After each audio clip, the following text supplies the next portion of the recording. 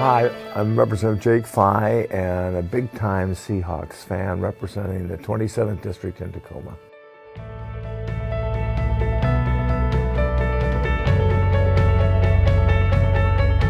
The Interstate Bridge Replacement Project is a project that's been with us for many, many years, going back to my first year in the legislature when the Senate Republicans rejected funding from the federal government to final piece of funding necessary to build the bridge. This is basically going to be similar to what we were talking about 13 years ago. And we have great news from the Coast Guard this last week that they will not require us to have a lift span on the bridge. It's the only lift span bridge on I-5 from the Canadian border to Mexico, and it's the only place where traffic gets stopped. So this is a big project.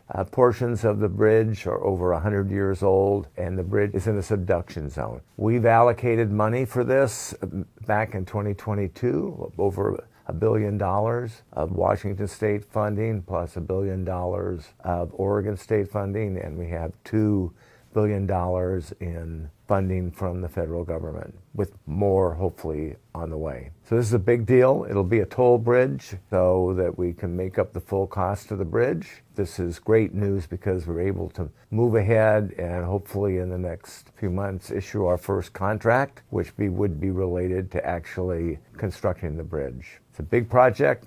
It includes the bridge itself, the landings on each side of the Columbia River, plus interchanges north and south of the current bridge, and also it includes, hopefully, light rail. Great project for Southwest Washington, and it's a project that we've got to get done.